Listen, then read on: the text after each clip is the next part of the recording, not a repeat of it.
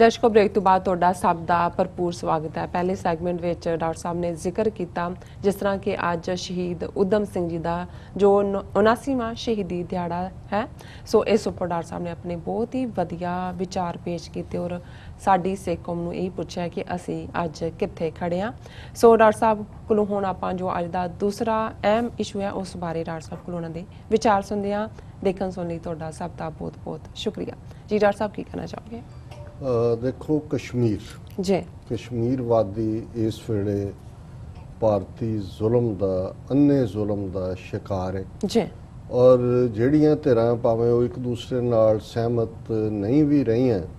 ਉਹਨਾਂ ਨੂੰ ਵੀ ਕੱਲੇ ਕਰਕੇ ਜਿਹੜਾ ਉਹ ਭਾਰਤੀ ਹਾਕਮਾਂ ਵੱਲੋਂ ਉਹਨਾਂ ਦੀਆਂ ਏਜੰਸੀਆਂ ਨੈਸ਼ਨਲ ਇਨਵੈਸਟੀਗੇਟਿਵ ਏਜੰਸੀ CBI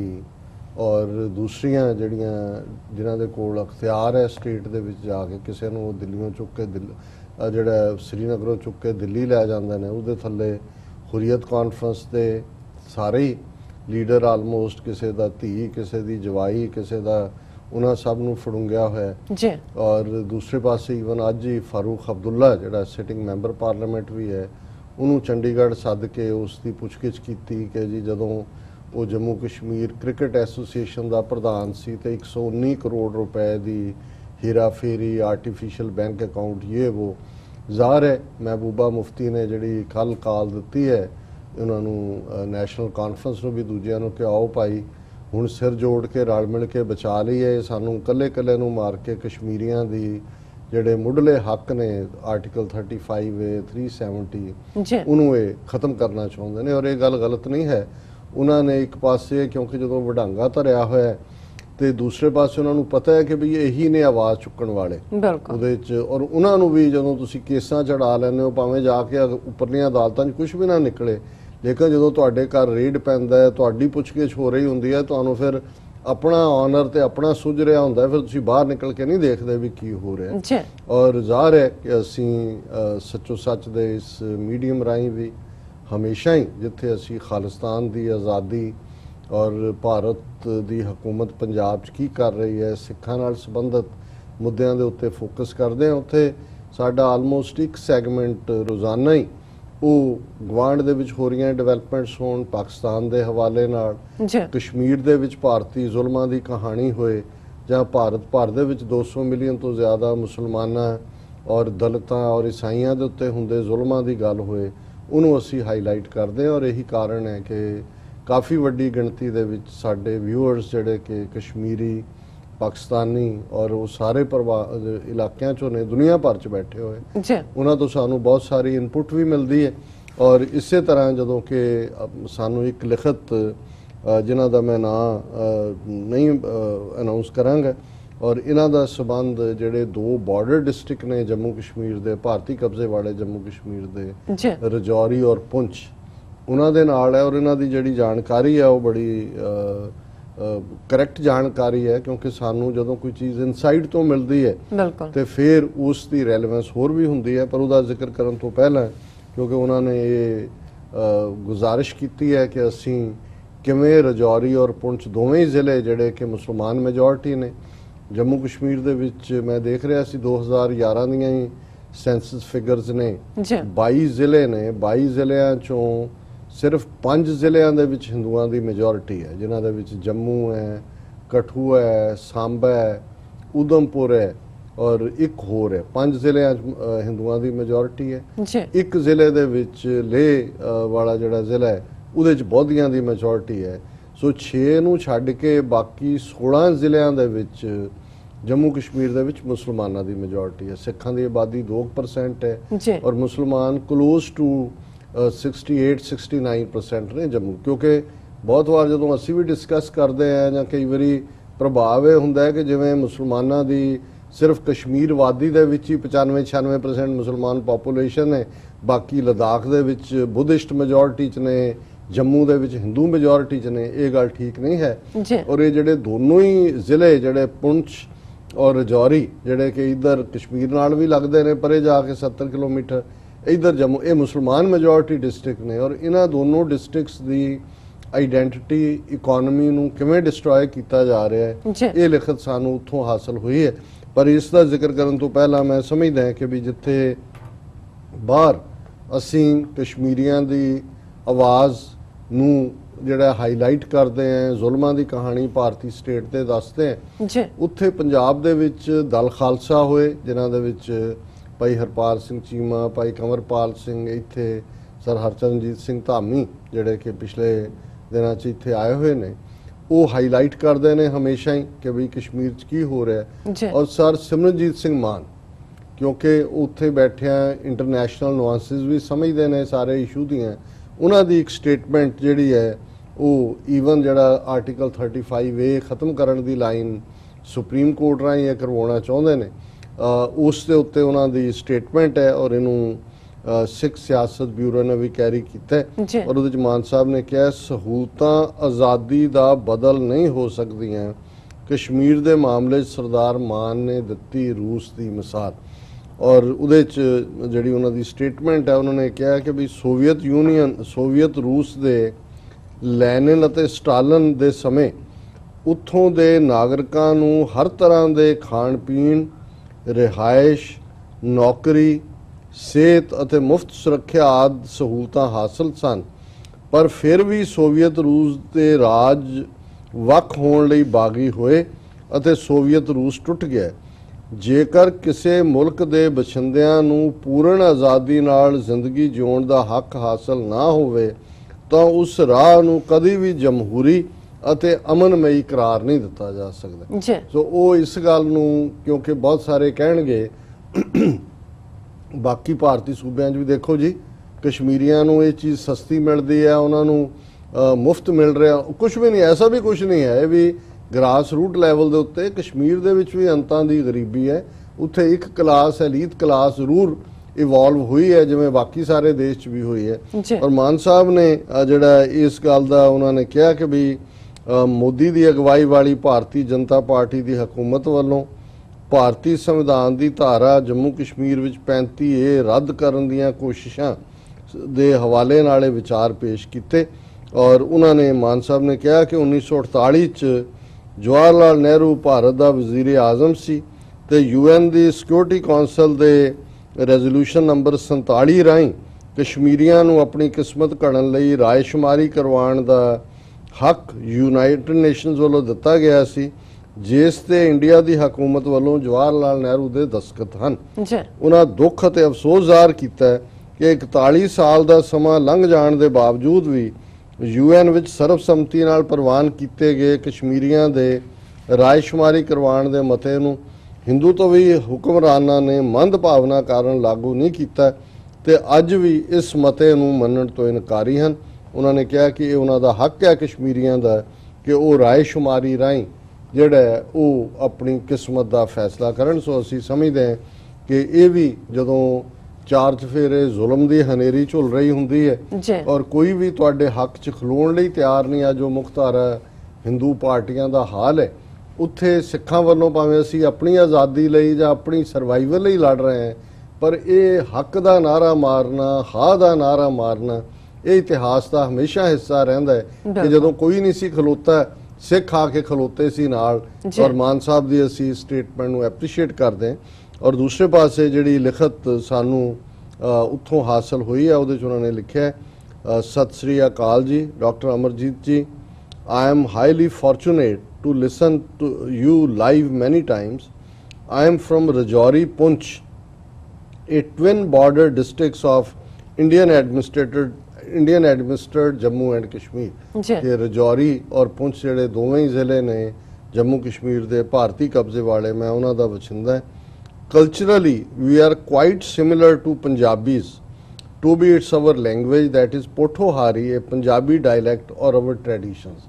कि तहजीबी तौर पर असी पंजाबियों के काफ़ी नेड़े हैं, साड़ी जिहड़ी बोली भी है वो पोठोहार रीजन रावलपिंडी और वो सारी बैल्ट नूं पठिहार संस्कृत पत्थर नूं कहंदे ने, स्टोन्स हिल्स, क्योंकि ये सारा पहाड़ी इलाका है पोठोहार दा। और ये जिहड़ी पंजाबी डायलैक्ट है पोठोहार तो शुरू होके रावलपिंडी और अगली बैल्ट तो इधर मीरपुर जिहड़ा आज़ाद कश्मीर पाकिस्तान च है और फिर इधर जिहड़ा पुंछ रजौरी और जम्मू तक, फिर इधर ये डोगरी दे नाल और फिर कांगड़ी पहाड़ी तक। सो ये सारा ही जिहड़ा पहाड़ी रेंज है पोठोहार, इस दी लैंगुएज पोठोहारी है। डायलैक्ट थोड़े बहुत वक्रे ने उन्हां दी ज़बान दे विच। उन्होंने कहा जी असी तहजीबी तौर पर भी और पोठोहारी ज़बान के तौर पर भी पंजाबियों दे और पंजाबी दे नेड़े हैं। On one side, Indian agencies are trying to isolate us from Kashmiri Muslims by not giving a proper road infrastructure towards Kashmir, which is only 70 kilometer away from us. एक पासे तो भारतीय हुकूमत सानू कश्मीरी मुसलमाना दे नाल नहीं जुड़न दिंदी, 70 किलोमीटर है, लेकिन कोई भी प्रॉपर इंफ्रास्ट्रक्चर सड़क वगैरह दा जिहड़ी है उधर नहीं है। What they had been doing since 1947, exposing us to Jammu side, which we not felt until the emergence of Modi government in 2014, कि उन्होंने सानू कश्मीर वादी वालों कट्टिया इधर जम्मू वाल जोड़िया होया। और सानू इस गल दी 2014 जदों मोदी सरकार बनी उदों समझ आई भी ये चल की रहा है। They make financial benefits from us and harass us. वो साडे तो आर्थिक पैसे वालों तो फायदा चुकते हैं, पर साडी लगातार हरासमेंट हुंदी है ਜਾਂ ਸਾਨੂੰ ਠਿੱਠ ਕੀਤਾ ਜਾਂਦਾ ਹੈ। All these two districts are completely isolated economically as well as educationally. They now seem like an ancient tribal villages. कि ਇਹ ਦੋਵੇਂ ਹੀ ਜ਼ਿਲ੍ਹੇ ਪੁੰਛ ਔਰ ਰਜੌਰੀ ਜਿਹੜੇ ਨੇ ਇਹਨਾਂ ਨੂੰ ਬਿਲਕੁਲ ਆਰਥਿਕ ਤੌਰ ਦੇ ਉੱਤੇ ਵੀ ਇੱਕ ਸਿਹਾਰਾ ਬਣਾਇਆ ਗਿਆ ਔਰ ਇਹ ਇਹਨਾਂ ਨੂੰ ਆਈਸੋਲੇਟ ਕੀਤਾ ਗਿਆ ਔਰ ਐਜੂਕੇਸ਼ਨਲੀ ਵੀ ਜਿਹੜਾ ਵਿਦਿਆ ਦੇ ਪੱਖ ਤੋਂ ਵੀ ਐਜੂਕੇਸ਼ਨ ਤਾਲੀਮ ਦੇ ਪੱਖ ਤੋਂ ਵੀ। ਔਰ ਇਵੇਂ ਲੱਗਦੇ ਨੇ ਹੁਣ ਇਹਨਾਂ ਜ਼ਿਲ੍ਹਿਆਂ ਦੇ ਪਿੰਡ ਜਿਵੇਂ ਕਿ ਬਹੁਤ ਪੁਰਾਣੇ ਜ਼ਮਾਨੇ ਦੇ ਕੋਈ ਕਬੀਲਿਆਂ ਵਾਲੇ ਪਿੰਡ ਹੋਣ। ਇਹਦਾ ਮਤਲਬ ਨਾ ਐਜੂਕੇਸ਼ਨਲ ਫੈਸਿਲਿਟੀਜ਼ ਨੇ ਨਾ ਹੀ ਕੋਈ ਇਕਨੋਮਿਕਲੀ ਉਹਨਾਂ ਨੂੰ ਕੋਈ ਸਹਾਰਾ ਹਾਸਲ ਹੈ। Make N episode sir, our people know nothing and in near future they may become shudras for these Sanghi government and render them without caring their rights। कि तुसीं साडी इस हालत दे उत्ते कोई प्रोग्राम करो, एपीसोड करो ताकि लोकां नूं पता लगे और नेड़ले भविख दे विच जिहड़ा वो समझ जाण। अदरवाइज सानूं ये जिहड़े जनसंघी ने तां शूदर बनाउण वाल तुरे होए ने और ये जिहड़ा विदाउट केयरिंग देयर राइट्स कि असीं जिहड़ा साडे हक खोए जा रहे हैं। और शुक्रिया कह के उन्होंने ईमेल एंड की है। सो मैं उन्हों का नाम और बाकी जानकारी साझे नहीं कर सकता, उन्होंने सेफ्टी और सिक्योरिटी का भी है, पर असी उन्होंने इस गुजारिश के उत्ते अमल दरामद किया और असी समझते हैं इस गल का मैनू भी नहीं सी पता है कि भी ये पुंछ और रजौरी ये ज़िले और ये साडे लई भी अहमियत वाले ज़िले ने। एक वड्डा हिस्सा पुंछ बेल्ट जिहड़ी है सिखां दी सिख पॉपूलेशन है और उहदे चों बड़े बड़े स्कॉलर उस बेल्ट चों पुंछ और उहदे नाल लगदा जिहड़ी बेल्ट, क्योंकि जो उन्होंने पोठोहारी डायलैक्ट की गल की, पुंछी पंजाबी डायलैक्ट भी और मीरपुरी भी और मुजफ्फराबाद जिहड़ा बिल्कुल नाल लगदा है। इत्थों बड़े बड़े स्कॉलर अकाली कौर सिंह निहंग जिहड़े सिख कौम के बहुत वड्डे स्कॉलर होए और जिन्हां ने पहला तुक तत्करा गुरु ग्रंथ साहब की बाणी का कि जे तुहानूं एक तुक याद है गुरबाणी की तो उन्होंने एक पूरा उसका वॉल्यूम बनाया जिस दे उत्ते तुहानूं तुसीं सारा शब्द गुरु ग्रंथ साहब का लोकेट कर सकते हो कित्थे है। बाबा बुद्ध सिंह वर्गे और उस तो भी पहला बाबा बंदा सिंह बहादुर। सो ज़ाहिर है बाबा बंदा सिंह बहादुर भी जदों असीं इस पुंछ और रजौरी की गल करते हैं इस सारी